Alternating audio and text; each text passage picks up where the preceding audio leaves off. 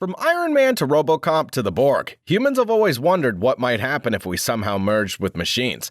Now that we've officially entered the age of AI, what not long ago seemed like fiction's not only possible, but probable. This has given incredible momentum to a philosophical movement that dates back nearly 100 years. It's called transhumanism. But what exactly is it? More importantly, what implications does it have for our rapidly changing world? Before we get started, be sure to subscribe so you don't miss out on the latest cutting-edge technology. Now let's jump right in. Humans are the most advanced and intelligent species ever to walk planet Earth. This is due to our own process of improvement, which involves slow evolution over millions of years. But what if we could improve on the natural evolutionary process by augmenting our minds, bodies, and behavior with technology? Could we put ourselves light years ahead of where we might have ended up otherwise? Transhumanists say yes.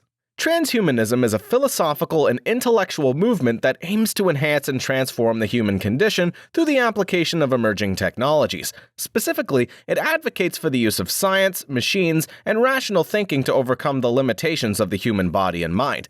The arc reactor in Tony Stark's heart, the motion access computer in RoboCop's skull, all of these are fictional examples of a very real potential future. One where humans leverage our advancements in biotech, artificial intelligence, nanotechnology, and robotics to enhance our own abilities, extend our lifespan, and potentially transcend biological limitations altogether. Scholars believe that what we know today as the transhumanist movement goes back to when technology referred to steam engines and horse carriages. Many cite the transcendentalist movement as the foundation, while others reference early science fiction precursors like Mary Shelley's Frankenstein or the works of Friedrich Nietzsche. Most agree that the first transhumanist was British geneticist J.B.S. Haldane, who wrote in 1923 about the great benefits that would come from applying advanced sciences to human biology, and that every such advance would first appear to someone as blasphemy or perversion. Of course, Haldane could not have foreseen that what he thought of as the distant future would become a reality a mere 50 years after his death. However, the past few decades have seen science barrel toward transhuman goals with shocking speed. In fact, right now, hundreds of well-founded projects are underway to either advance specific technology toward human integration or initiate that integration with current technology.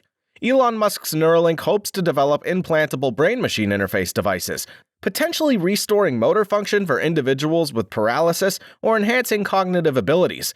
OpenBCI, on the other hand, wants to bring brain-computer interfaces to the masses, allowing healthy people to interact with computers, machines, and the Internet of Things. Other companies in this space are looking at ways to increase human intelligence, implant nanobots in our bodies to repair cellular damage in real time, and create synthetic organs to replace those that become damaged, cancerous, or simply fail due to old age. Perhaps the most audacious of all is the 2045 initiative. Founded by Dmitry Itskov, this project's goal is to achieve cybernetic immortality by 2045. By advancing brain-computer interfaces, robotics, and artificial intelligence, the initiative aims to develop technologies that can transfer human consciousness into non-biological carriers, such as robotic avatars or digital simulations. It sounds far-fetched, but the men and women working on these technologies see them as just another phase in their work. Now, while those who subscribe to transhumanism may see all of this as fulfilling their own vision for themselves in the world, others are not so sure. In fact, Haldane's prediction that many people would see biotech integrations as blasphemous or perverted is becoming more and more true every day. This has led most of the research to focus on aiding the disabled or curing the ill. However, some projects, like the 2045 initiative for instance, make no excuses about what they're trying to do. They see the merger between humans and technology as inevitable.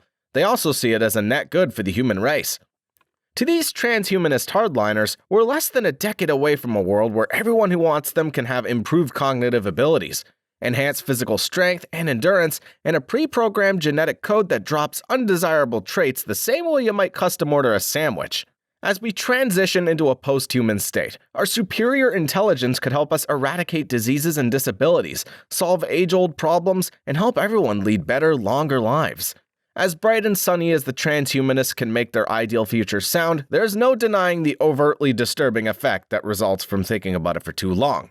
In a world where water's already becoming scarce, climate change is ravaging the environment, and the population's at 8 billion and counting, it's hard to imagine transhumanism seeing widespread adoption. This has led many critics to ask questions about the distribution of enhancements. Will Neuralinks become the Ivy League private schools of the coming decades? Will the ultra-wealthy live for hundreds of years while the poor succumb to hunger and climate catastrophe? It's hard not to think hyperbolically when we're talking about such an immense jump in technological capabilities. Even if you're a transhumanist, you eventually have to admit that we're completely off the map in terms of what might happen if any or all of these advancements become reality. It also doesn't help that most science fiction centered around the problems created by human-machine integration rather than the solutions. However, fiction's not reality, nor can it be a reflection of reality when that reality hasn't happened yet. The future of transhumanism and its impact on humanity is still uncertain, as the development and implementation of these technologies raise complex questions that require careful consideration. One thing's for sure, however, humans have always evolved. It should come as no surprise that we would continue to do so. We've always been at risk of becoming something that isn't quite recognizable as human anymore. The question is, how soon will that day arrive, and who among us will benefit? That's the end of this video. We hope you enjoyed it. Make sure to subscribe so you don't miss any of our new content. Be sure to check out this next video on 10 industries that AI will take over in the next decade.